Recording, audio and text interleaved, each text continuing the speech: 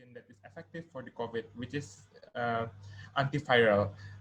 And the patient asks, which is the current most potent antiviral for SARS-CoV-2 or COVID out of many antiviral proposed worldwide. So what would you do as a clinician?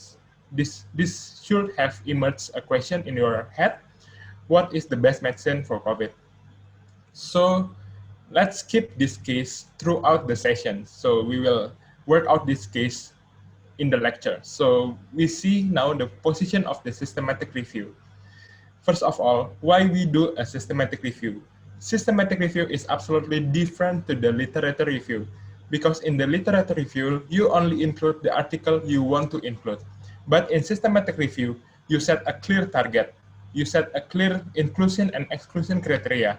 And you read all the articles that you have found on the search engine. So you do not only include what you want to include, but you include based on the target and based on the criteria. And the output is absolutely different. Why? We will see in the next chapter. And you often heard of systematic review and meta-analysis. So what's the difference? Systematic review is we seek all the studies into a thorough way, into a way that we want to seek for the results. It's different from the meta-analysis. If the systematic review, from all the studies we gain, we do a qualitative analysis. If you want to step up into meta-analysis, you will be combining the ratio that contained in the study. So if you, from the systematic review, you find study A, B, and C. And from the qualitative analysis of the study A, B, and C, you can get the conclusion of X. If the meta-analysis, you combine the factors in A, B, and C, and then you combine the three factors into one combined factor. So you get one more number that is original to your studies. If the systematic review, you only do the qualitative assessments. So that is the difference between systematic review, meta-analysis, and the traditional review, which is the literature review. So we see now the position of systematic review in the pyramid of evidence. So we can see on your left side of the screen, this is the pyramid of evidence. You can see the systematic review placed top of the pyramid of evidence. So you can see that your everyday lecture, your everyday stuff statement is only placed on the bottom of the pyramid. So due to more research, we will gain more quality of research. So why systematic review is placed on the top of the pyramid? Because it contains all the studies that on the bottom of the pyramid. So on the bottom of pyramid, we combine every studies and then we synthesize until we come into a top-notch conclusion which we place in the systematic review. And the meta-analysis is placed more deeper in the systematic review because we conclude the data in a quantitative way. So we use calculations, we use application, and we use formulas to combine all the factors in different studies which we include into combined factors in meta-analysis. So systematic review involves a detailed and comprehensive plan and search strategy derived, thus reducing bias by identifying, appraising, and synthesizing all relevant studies on a particular topic. That is the definition of a systematic review. The second one is, why do we do systematic review among various methods of studies? Because you can see from the case we got that there are many untouched scientific fields. Do a study in PubMed that 4 questions per day left unanswered by every practitioner. So when you become a doctor later, you get a task in a day, you get 4 questions per day you cannot answer. And half of the unanswered questions are clinically important. Like you get 2 questions per day that you left unanswered, they are important for your patients. And discrepancy of knowledge and evidence due to varieties. That's why you need to do a systematic review. And the second one is the false news in communities. These are emergingly very large in communities now. We can see many fake news in the WhatsApp group, in the family group, in many of your groups that there are many fake news. And there are over publications, like many new trials are published, but not every trials is in a good quality. That's why you need to make a systematic review of them. and we need of containment of information's overflow, so we can determine which is wrong, which is right, and we can educate the communities. So the systematic review purpose is not only for us, but for us to give back into the communities that we live in. So how do we formulate a systematic review? So the practical way to start a systematic review is to think of the foreground questions. Maybe you ask, what is foreground questions? Let me discuss what is foreground questions. So we got foreground questions, we got background questions. So background questions, basically, it talk about about the shallow things that we know about the topic. So let's talk about dengue fever. So background questions is asking what is dengue fever, like how is the general guide of management of this topic of the dengue fever, and how is the mechanism, how does it work, and what the current consensus say about the dengue fever. And if we move out to the foreground questions, it's more advanced, like is dengue fever linked with other occurrence of another disease? Is there any comorbidities or risk factors? Or like, what has the conditions like diabetes have to do with the COVID patients? It is increasing morbidity or mortality, or like, is something could be diagnostic nature of these conditions? Like, if you study more, you will develop your foreground questions to the background questions to the foreground questions. So how you do develop the foreground questions? By studying and by reading. That's why in systematic review, learning is important. Not only doing the study, but you must develop your basic knowledge. So this is the stage of training and experience with conditions correlate with the development of foreground questions. So the more you study, the more you read, the more you experience, the more likely you will to develop the foreground questions. So how we think? So I have said before that we must to keep reading. So if you're reading guidelines or you are reading textbook, there are many statements that this field is still unknown. So you will develop where you can do your studies, where you can determine your topics. There are still many things that clinicians up to now still don't know.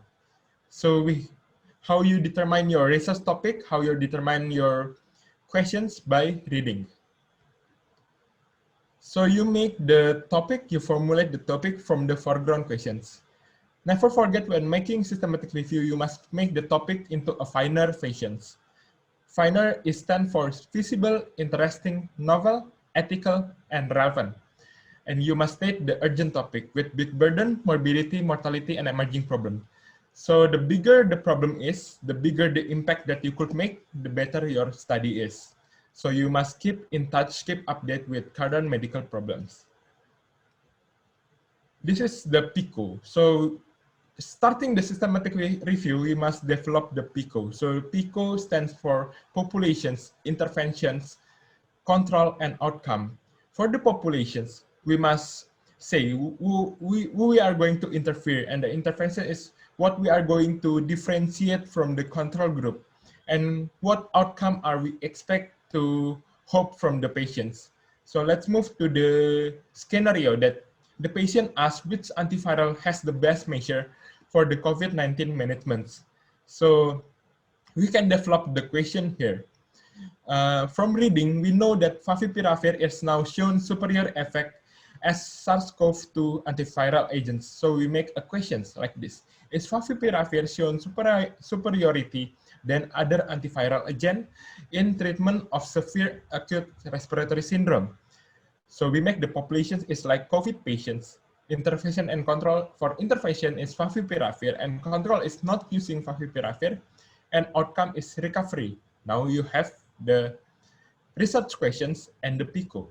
So it is how to formulate a research question and a PICO. Then we move again to the next one with study design that we want to include in our systematic review. Because systematic review is systematic. You know that you have criteria, you have studies that want to be included, so you must have a set of criteria. For these questions, this is a therapeutic question. So we divide the questions of systematic review into 4 groups: etiology, diagnostic, therapeutic, and prognostic. So you have therapeutic questions here, and the type of therapeutic questions should be answered by randomized controlled trial studies. So you already have the list of the study that you want to include. The inclusion criteria is randomized control trials. And the output is relative risk, odds ratio, absolute risk reductions, and numbers needed to treat. Where do you know all of this? You can know from this table. I will share you later about this PPT. So you have four main brands of studies, and they have their own inference, domain, determinant, outcome, type of study, design of study, and outcome measure. So when you are considering inclusion or exclusion criteria, please consider this table. What studies are you going to make, and what do you expect from the outcome? And how to execute a systematic review. You execute by search, appraise, and synthesize. So let's back to the main topic that we want to flourish the research questions. So after the research questions, we come to the title. So the title will be Effectivity of Favipiravir in Treatment of Severe Acute Respiratory Syndrome Coronavirus 2 or COVID. So we set an inclusion criteria and exclusion criteria. From this kind of studies and research question, we include the patients with COVID confirmed with RT-PCR swab test, age 18 from 65, because we think that if the age is below 18 or above 65, there are many comorbidities that could affect one's survival, and followed from admission with follow-up more than 3 days. And we also include the RCT studies in the inclusion criteria. And what do we exclude? We exclude the studies done on patients with comorbidities, such as diabetes, hypertension, renal disease, and articles not written in English or writer native language. Actually, in the formal way of making a systematic review, language should not be a barrier, because we could use translator or anything else, but you can do if you are not able to. So you set the inclusion and exclusion criteria, and I would like to point that exclusion criteria is not the reverse of the inclusion criteria. So you should develop the different inclusion and different exclusion. Where you can develop this, how you can develop this, by reading the articles, the literature about the basic science of the disease. So that's why I said you must read a lot to develop your questions and criteria. And use the Boolean operator on the search engine, because your search engine is very smart and it will differ the studies one by one. So if you use N, they will combine with the both terms, and if you use or, it will combine both terms or one by one term. So you see the circle. So if you use N, the area that you search will be more specific, but not sensitive. If you use or, the area will be very sensitive, very big, but not specific. If you use not, there will be some area that are omitted from the circle. So you must be careful with using and or not. And how to use it? We will use or on the, so we have PICO. So on the independent P, I, C, and O, you use or to combine within all the synonyms of population, all the synonyms of intervention, control, and outcome. So population, we have like the synonyms of COVID, we have SARS, we have nCoV, and we have coronavirus, and we combine all using OR, and we combine between the bridge of P, I, C, and O with using N. So you can see this, I use the search strategy is like COVID-19 or SARS-CoV-2 or nCoV or coronavirus and favipiravir or Avigan. Don't forget to put the bracket within one variable, so you will not mix up all the search strategy. It put like the diagram that located in the bottom of the slides. So where can we search? There are many search engines that you can do for searching, but the most common and the most accessible is PubMed, because it's free and it's available for everybody. If Scopus, ProQuest, and ScienceDirect, I don't think so, but you can see for many free search engine from your university that have subscription into. So don't forget to make a mesh. So I would like to introduce you to mesh in PubMed. So in PubMed, we use mesh. Mesh is a term that combine all the terms into one keyword. So like this, you want to search for ST elevation myocard infarct. But there are many synonyms of ST elevation myocard infarct. So you use mass, you write STEMI here, and then you got the the ST elevation myocardial infarction. So you can see the definition of ST elevation myocardial infarction here below the bolded text. So if you add this to your keywords, the STEMI in the mass builder, you will got the studies that containing both STEMI or both ST elevation myocard infarct or both the ST elevation MI. So all the keywords that you combine in STEMI, you got in your search results. So it's like this. If you search for the mass in the ST elevation myocardial infarction, it will combine all the queries that used to define the ST elevation myocardial infarctions. So how to put your search into a diagram? So you have already get your search results, like you get 25 or 30 studies from the PubMed after you search your keywords. And then you set the inclusion and exclusion criteria once again to select the paper. Like from the 30 paper, you read all one by one. You can skim from the title and abstract first. And then like from 30, you come only to 10 selections. And then you select them by reading the full text. So that's why this is systematic review, because you do them very systematically, you do them one by one. It's like this.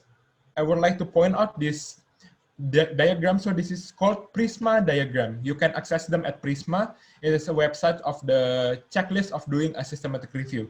So if all the checklist is checked in your systematic review, your systematic review is guaranteed to be a good one.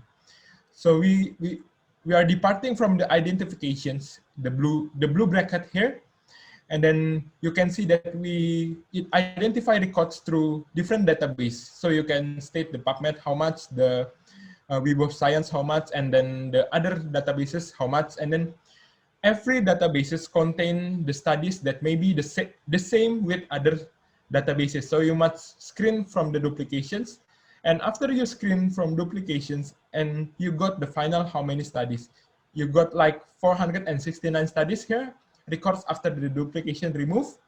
And then you screen like the abstract and the title, you screen, is that fit into your inclusion criteria, and is that not contain the exclusion criteria? If yes, you proceed like this is to 50, and then you explain how many requests excluded.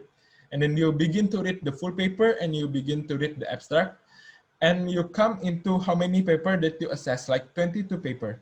Like 22 paper, and then you try to assess again the paper.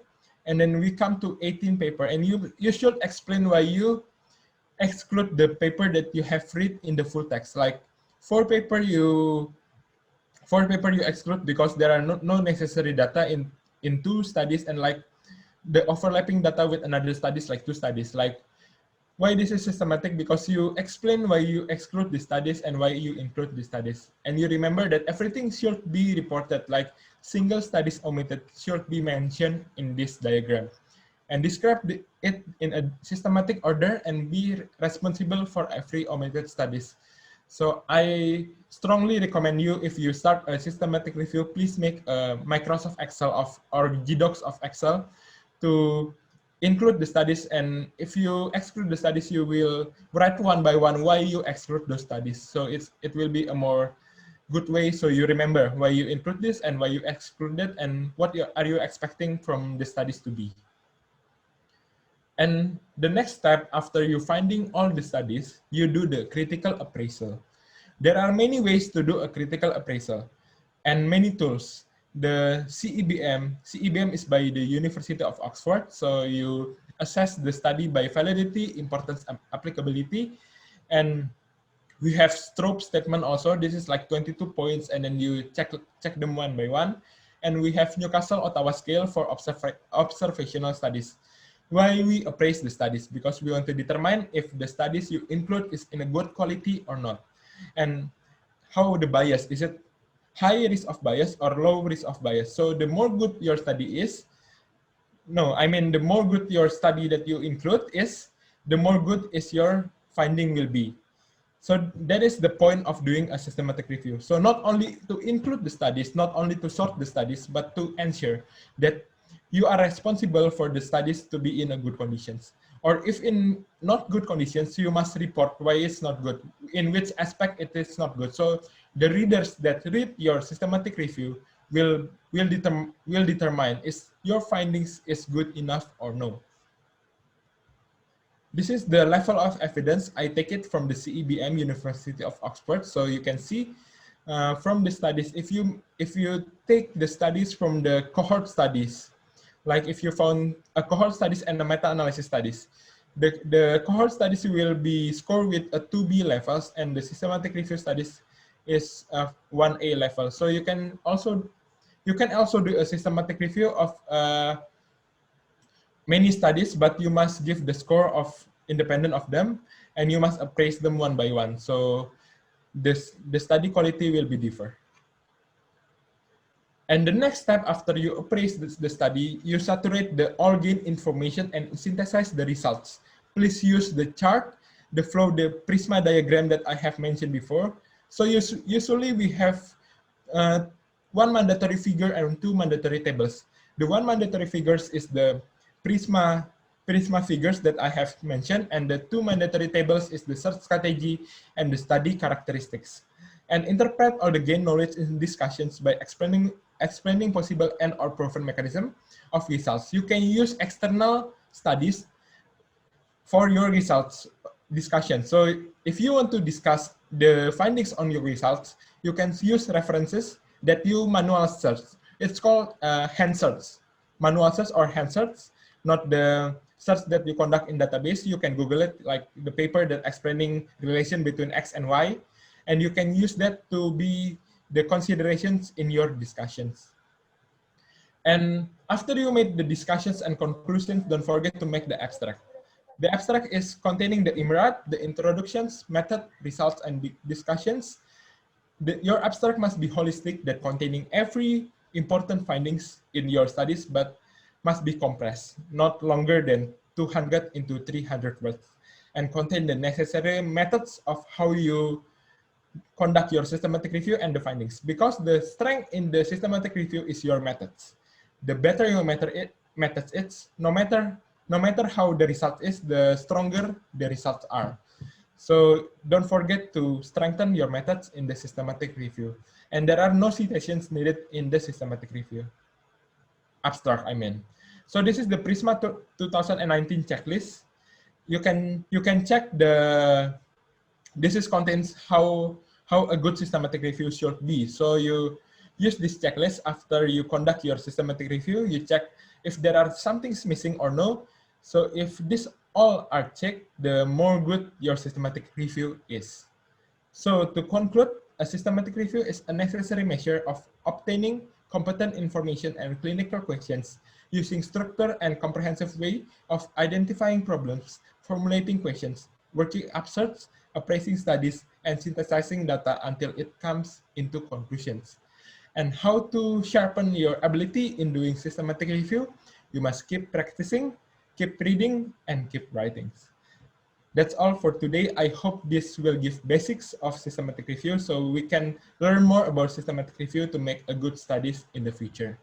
Thank you very much. Thank you, Jeremy, for such an informative lecture. Now let us proceed with the second lecture, which will be presented by Dr. Aldo Furley.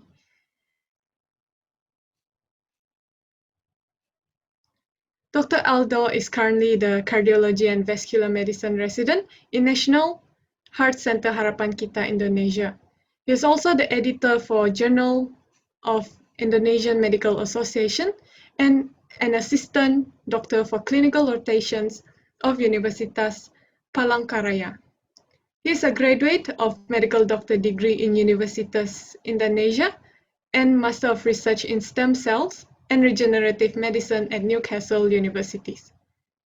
His notable experiences include 15 plus awards and honor locally and internationally, as well as more than 10 publications in notable journals. Without further delay, let us call upon Dr. Aldo for his presentation. Doctor, the stage is yours. Okay, good afternoon, everyone. My name is Aldo. I'm currently a resident in the cardiovascular department in the National Cardiovascular Center Harapan Kita in Jakarta. So today I would like to share a bit about my experience in conducting primary study. So is everyone here medical students? Yes, okay. So first, I would like to tell you a bit about my experience in conducting primary study. Can you please move on to the next slide? So this is me when I did my master degree in Newcastle University. I did research in the field of stem cells and regenerative medicine. So we did primary study mainly using cell lines. So we culture cell to grow and we grow IPS, induced pluripotent stem cell. So this is me in my working cube, yeah, doing culture. Okay, so next slide.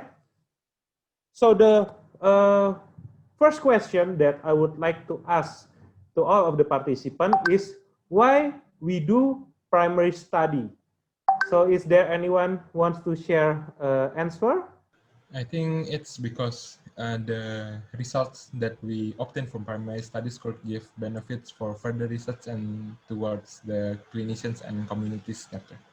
Yes, thank you, Jeremy, for the answer. So next slide.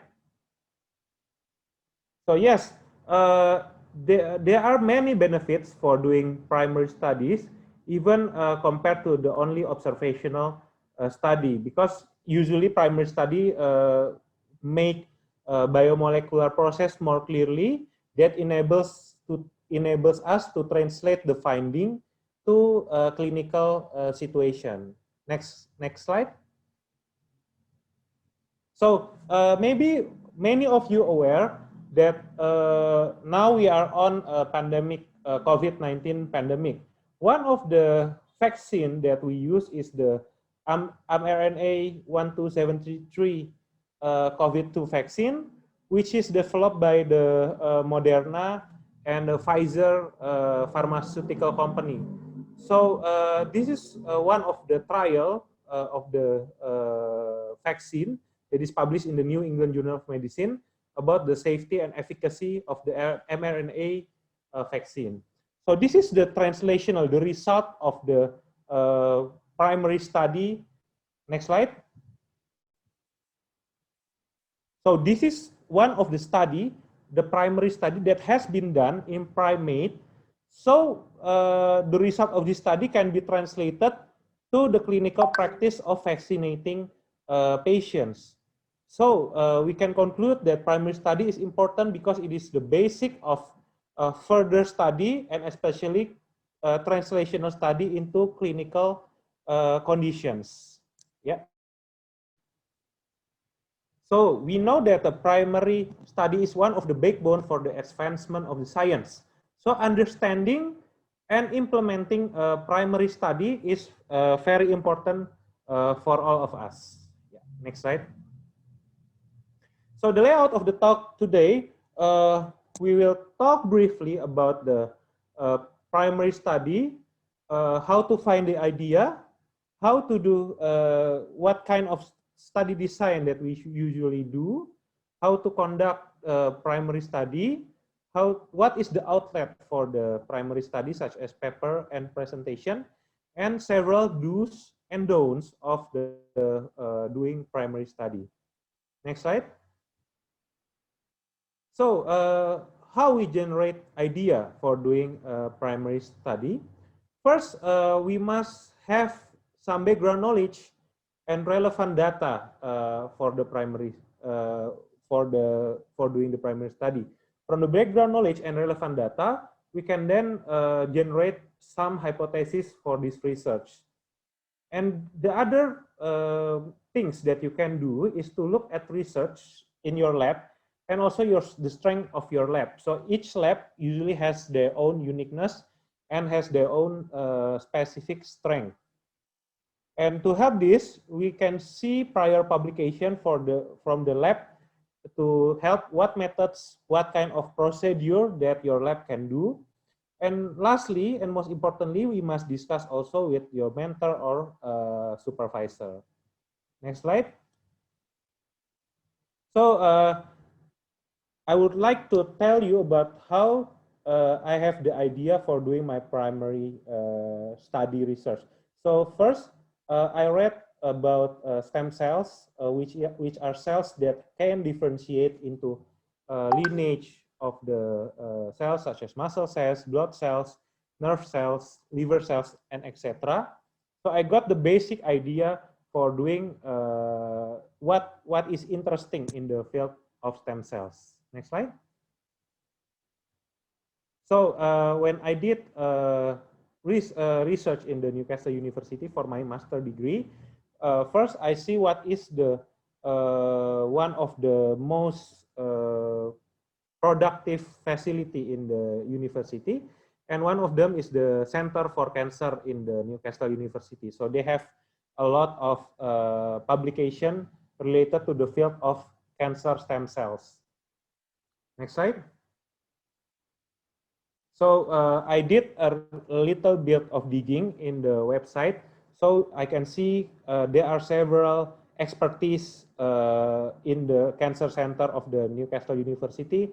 They have expertise in target and biomarker discovery, drug discovery, clinical trials, toxicity, and etc. Next slide. Then I found someone which interests me, Dr. Logbook. He's a senior lecturer in the field of the cancer stem cells. And next slide. And I see the several publication of him. So he produced many publications, especially in the role of prostate cancer. Yeah, next slide. So then I look at more literature. In the year before I did my master, this is a very interesting paper made by Ben Porat about the embryonic stem cell like gene expression signature in poorly differentiated human tumor.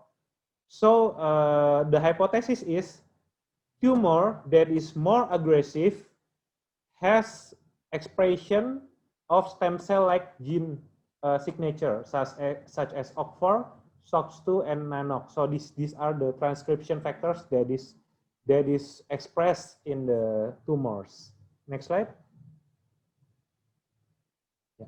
So by reading and discussing with the supervisor, I found that patient with bladder cancer cell that is more aggressive usually express higher level of stem cell markers such as the OCT4, SOX2, and NANOC. This theory is known as cancer stem cell hypothesis. So this is the my grand hypothesis. So this is what I would like to prove in my primary research. So is patient with bladder cancer that is more aggressive express higher level of stem cell markers such as the OCT4, SOX2, and NANOC? So these are the hypotheses, and I would like to prove the hypothesis with my research. Next slide. So the study design for my study. So we did patient with invasive bladder cancer and less invasive bladder cancer were done biopsy on these patients, and we did immunohistochemistry staining to determine the expression of transcription factors in these tissues. Next slide. So we did scoring of tissue with predetermined checklist, and we try to correlate with characteristics such as age, clinical signs and symptoms, and also survival of the patients. Next slide. So, what are the tips for you as a medical student? So I know that doing primary research is quite challenging. So as a medical student, I think you must understand tools that are available to you if you work in lab as a primary researcher. So these are some of the tools that are available. Cell culture methods, PCR, Western blotting, fluorescence activated cell sorting, and etc. These are some of the tools that you must know how to use and to apply it to your everyday work. Next slide. So there are other tools such as biopsy and also staining that maybe you can use during your primary research data gathering. Next slide. So these are the tips to do the primary research. So understand tools in doing your research, learn the correct protocol to the procedure, and read on the methodology part of previous research. So each lab usually has their own protocol. So you must follow protocol from each lab and to do it correctly. And also to help you guide the process, you must read first on the methodology parts, especially from previous research. Yeah, next slide. So this are from the papers, from the Ben Porat paper that I shared before. So I read about the paper first, and we see that in the paper they did gene set compilation and also expression data pre-processing. So I did the same techniques that have been done before by the paper made by the Ben Porat. Yeah. Next slide. So next about how to conduct. So now you have the idea, general idea, and you have the methodology for the research. And now what we should do to conduct research, it is different from one institution to the other, but these are some important things. First, you must have ethical clearance from your university or the institute.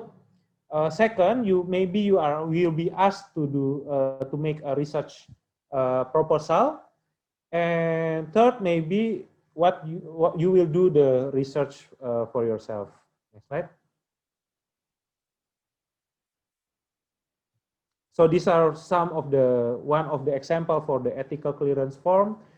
This is from the University of Queensland. Usually, they will ask you about whether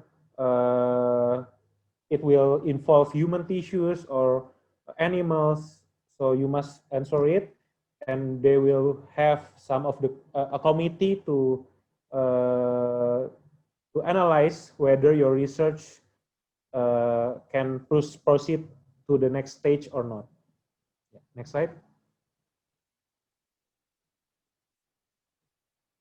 Research proposal usually include the following chapter. Maybe you will be asked to make a research proposal. You will be asked to make introduction, methods, and also expected results, including what statistical tests should be done. And you should also outline the main methodology of the research in your research proposal. Next. So you will do the experiment in laboratory. So you will do data collection, and also you will record the data on logbook. So the logbook is actually quite important because here is the proof that you did the experiment, and the final results, for example, if you publish the paper, they will cross-check it with your logbook. So please write it meticulously. Next slide. So usually after you did the logbook, you will have a weekly progress report with the supervisor, and your supervisor will see your data and determine which data to include in your dissertation and further experiment should be done and what should be changed to your methodology, and you will redo the experiment in the next week. So weekly progress report with the supervisor is very important usually. Next slide. So what is the outlet for the primary study? There are several ways. First, you can publish your primary study in a conference, maybe in poster presentation, moderated poster, or oral presentation. Next. Maybe some of you will also publish the paper in journals.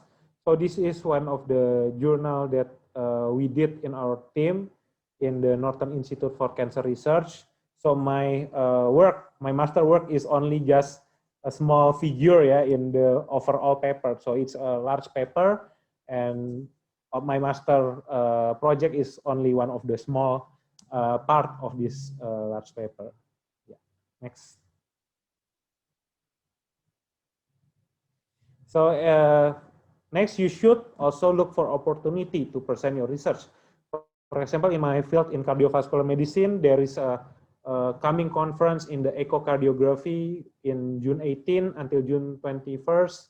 So you should also look for the opportunity, such as in the seminar or a webinar, to present your research to more diverse audience. Yeah. Next. So these are some of do's and don'ts, especially for doing primary study. So firstly, I think if you want to do primary study, first check your lab culture and rules. So there are different rules and culture in each of the labs. So I have experience work in the Japan and also in the United Kingdom.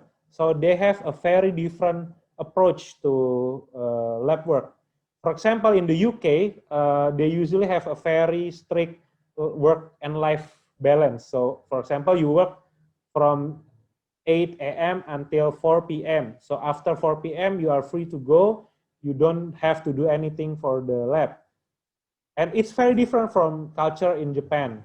For example, in Japan, they are very, the relationship between coworkers are very tight, but usually they have a very many out of office hour activities. So they went to karaoke together, they went to pub together. So these are very different cultures, yeah, especially between Western lab and also Eastern lab. So you must know their cultures and their own rules.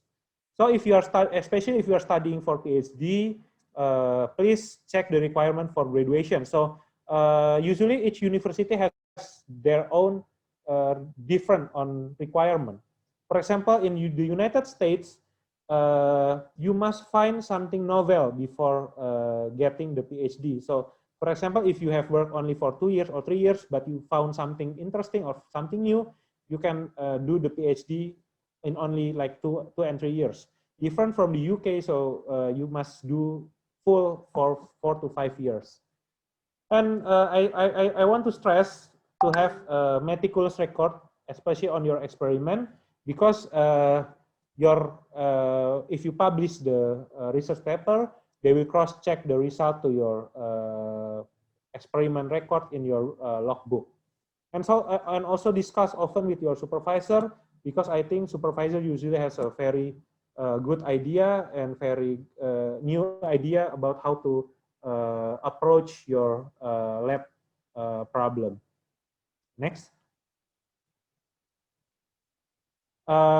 Several don'ts, I think that is very important, is don't delay your experiment, because experiments, especially primary study, usually took a long time to conduct. And please read first about what procedure and protocols that you are going to do in your lab. So don't come to the lab unprepared. And I think I want to stress it, the third point, don't do experimental study, or for this case, a PhD, just for the sake of getting academic degree. I think because doing a PhD or experimental study is, you must commit a lot of work. And I don't think it's for everyone for doing this kind of work. because the hours are quite long. It's almost the same as a residency, I think. So you can come at night just to see whether your cells already growing or not, or whether your cells has been destroyed. So I think doing experimental study or PhD is not for everyone, and I think it's if you must have a patient in the subjects. Yeah. Next. So I think for those of you who would like to do some experience in doing primary study, I think it's a good option for you to do a master year. So in the United Kingdom, when I did my master study, is only 1 year for doing the Master of Research degree. So I think it's a good opportunity to know what is conducting a primary study is about. So you will know how to design a research, how to do, how to read paper, to assess journals, and etc. I think for those of you that has opportunity, it's a great option to do a master year. Okay, yeah. I think that's all of my talk today. I thank you for the opportunity. Thank you, Doctor, for such a great lecture. We will now proceed to the question and answer session. If you have any questions, please raise your hand and unmute yourself to verbalize your questions. Can Bagus, can you unmute yourself first? Okay, thank you, the moderator, for the opportunity. I would like to ask Dr. Aldo a question regarding research. As we know, most primary research studies are done to a model, whether it's model organism, cell line, or model mathematical models. What I want to ask is, how do we know the model that we are using to conduct our research is actually in agreement with reality, as in how do we know that we are using the correct model for our research? Thank you for your answer. Yeah, thank you, Bagus, for the question. So I would like to share my experience here regarding the model. So one of the usefulness for the stem cells, induced pluripotent stem cells, is to mimic organ or tissue that is similar to the human, for example, human or primates. And if we differentiate cells to tissue that is similar to the human, we can use it as a model for studying drugs or progression of the disease. The answer is sometimes we don't know whether study in vivo can be applied also to the applicable model to the in vitro model, to the body, inside body.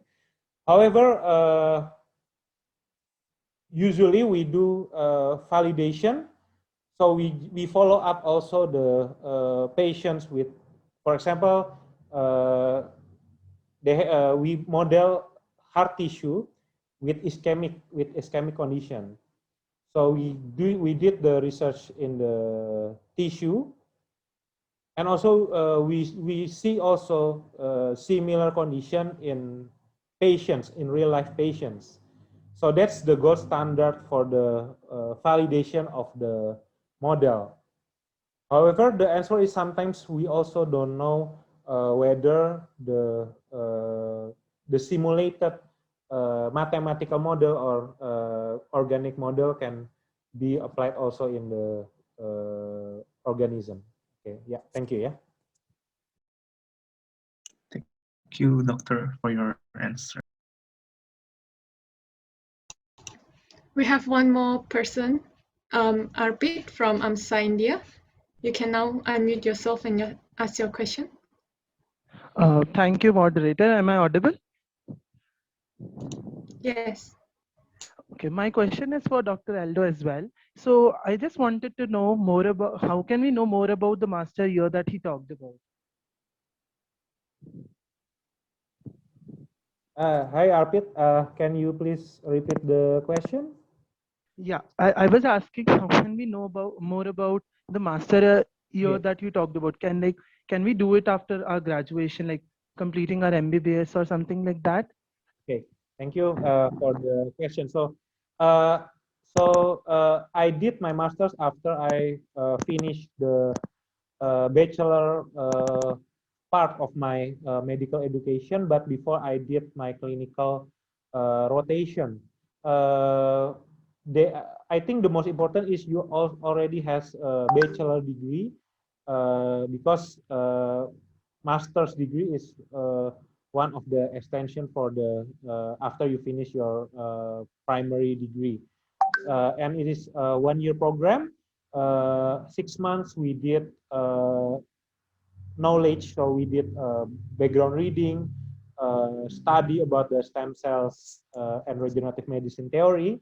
After we did the theory part, we did a hands-on approach in the lab for another 6 to 8 months, and we also did the thesis. So we made our own writing about the topic. Yeah.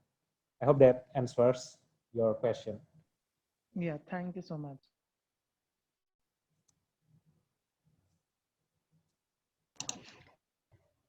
We have a question in the chat box for Dr.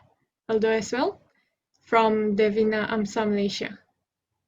Okay. So would you like to unmute or I will read it out? Okay. So Devina was asking, oh, it's okay.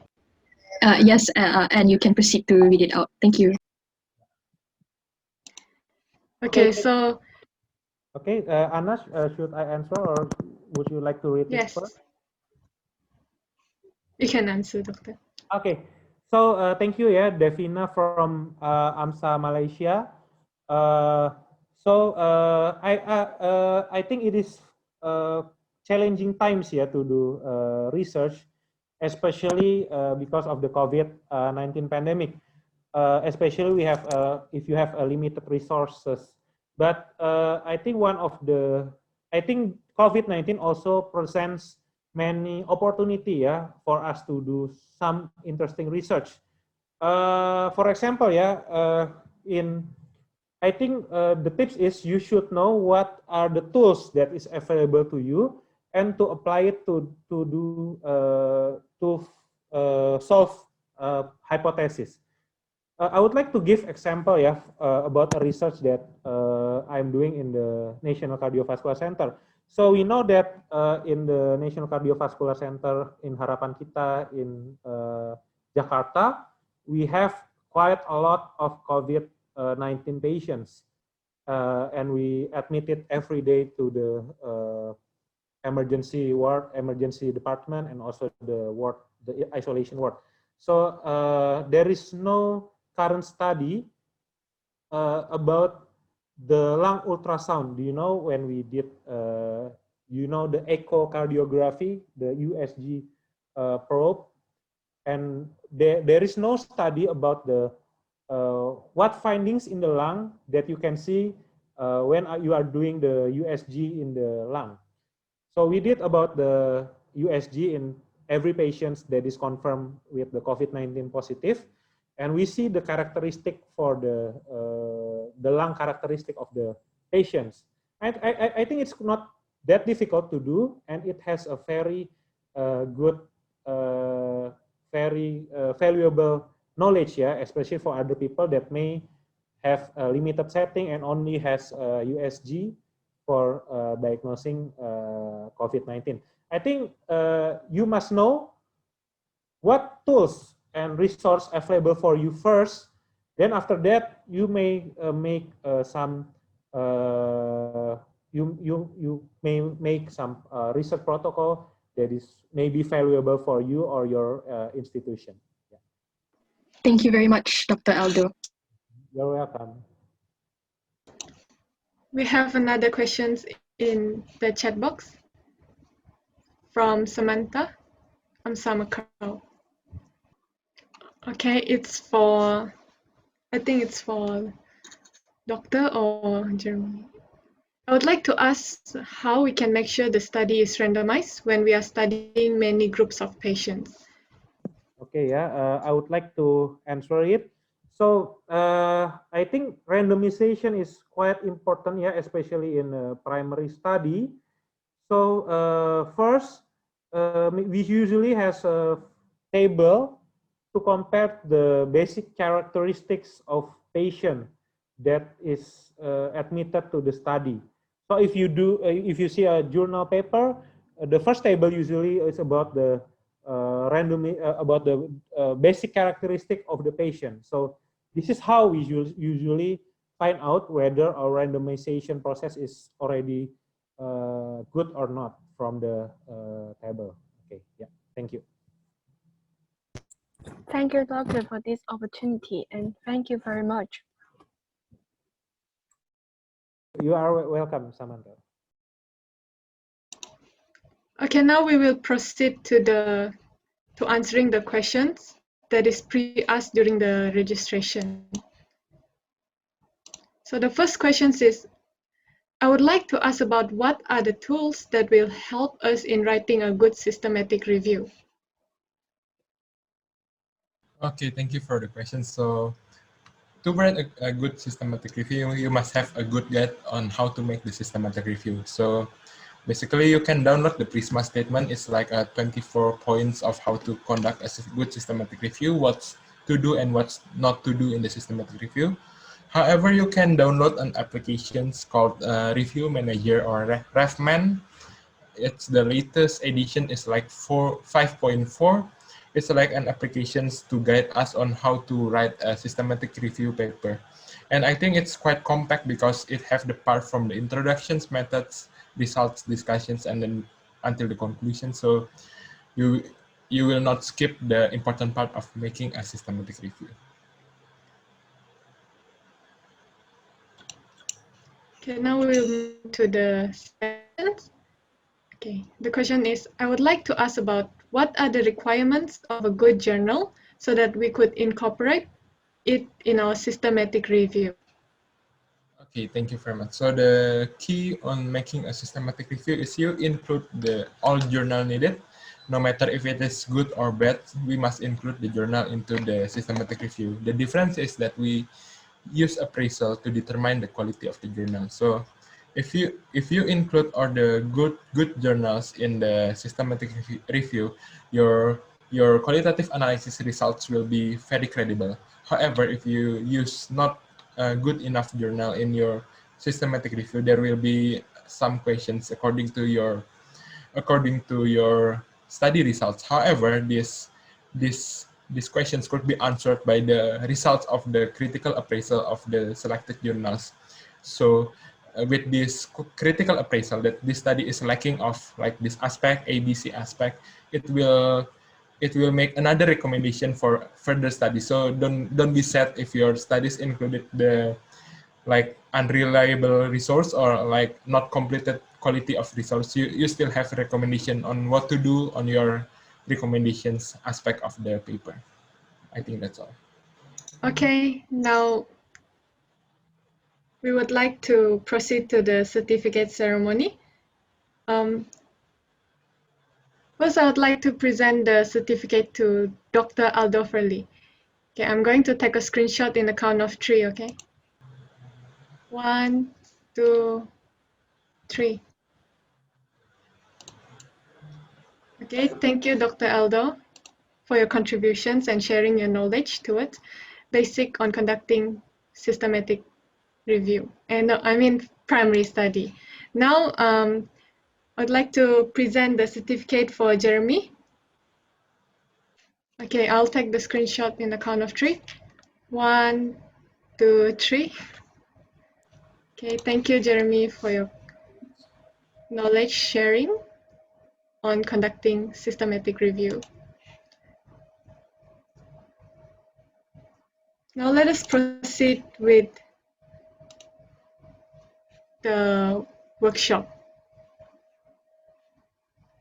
Before we begin with the workshop, allow me to read out the rules for the workshop first. Okay.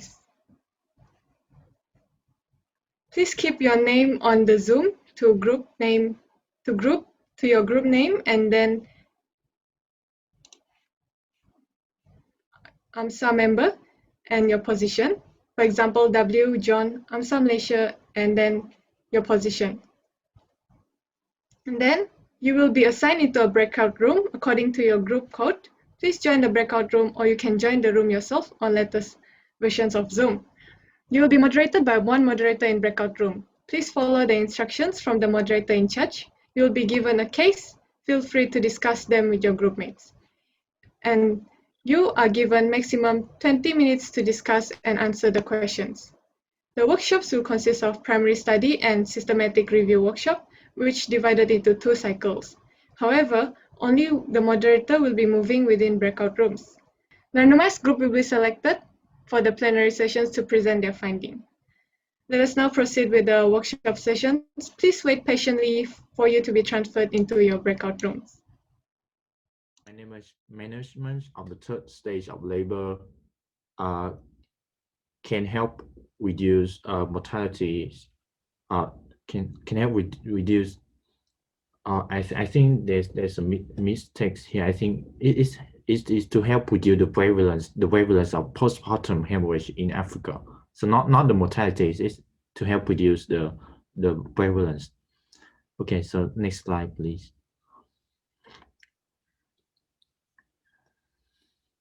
Okay, so this is our PICO. The population we choose is pregnant women in the third stage of labor in Africa.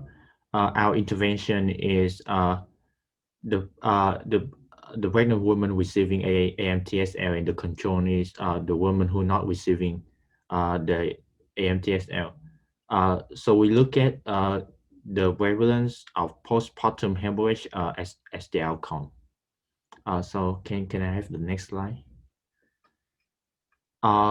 So we research on PubMed, Science Direct, Progress, Cochrane, and EBSCO, and the keywords we use is postpartum hemorrhage and AMTSL, or active management of the third stage of labor, and Africa. Okay, next slide. So our expected outcome is there's a reduced prevalence of postpartum hemorrhage in women during the third stage of labor managed with AMTSL in Africa. Okay, so that's our presentation. Thank you very much. Thank you very much for the presentations on how to make a good systematic review. So that's from the group W, and now we will be having to hear the ideas of the primary studies that will be described by the group X. For group X, any representative to present their study results? Okay, for group X, any volunteers to present their study results?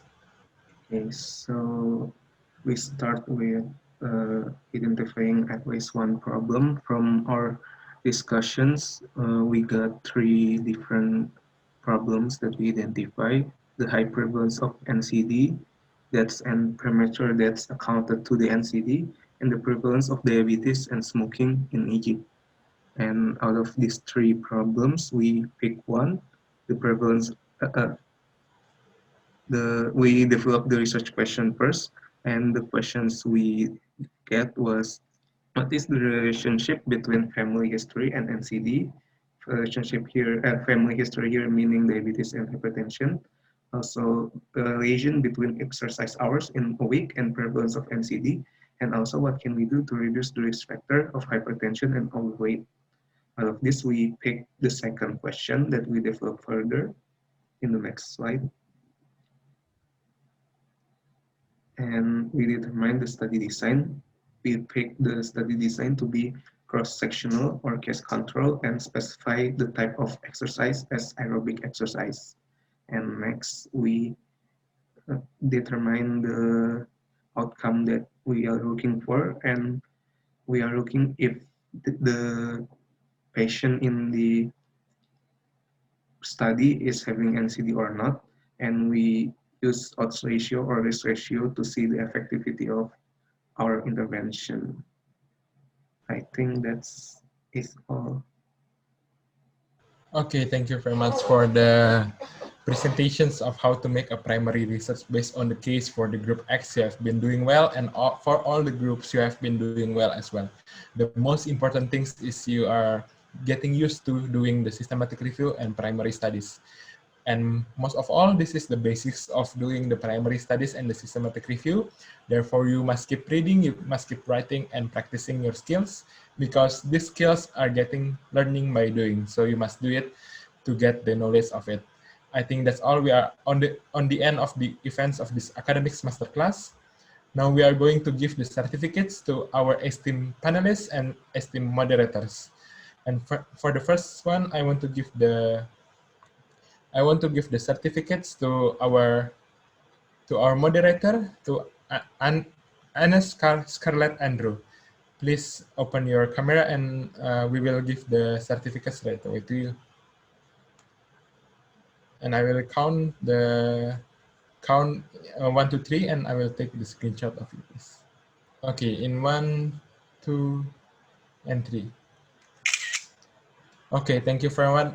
Thank you very much, Anne Scarlett, for moderating the session from now till the end. And we'll be giving the certificates also to our esteemed facilitators for the discussion on the workshop. The first one is for Osin. Thank you very much, Osin, for joining us. We will be taking the photo in 1, 2, and 3. Okay. And for the second one is for Loelius Wiono. I will be taking the photos in 1, 2, and 3. And for Daniel Edward Kaharjo, I will be taking the photos. Thank you very much for joining us as the facilitators. I will be taking in 1, 2, and 3. Okay, and the next one is the upcoming AMSA Masterclass. I would like to inform that we are having the upcoming Masterclass, which is also related to the knowledge, which is the AMSA Masterclass, that will be discussed in the topic of publication hacks and researches, that will be conducted 27 until 28 March 2021. So don't forget to note this date, and don't forget to come, because there are many more to come from this academic masterclass. And that's all for the events. So today we learned about the basics of conducting the systematic review and researches. I hope this all give the enlightenment for us and motivation for us to keep writing and keep reading and keep learning to make our review more better and in a good quality. That's all for today. Thank you very much for joining us. I hope you all have a great weekend. Stay safe, stay happy, and stay healthy. Thank you very much.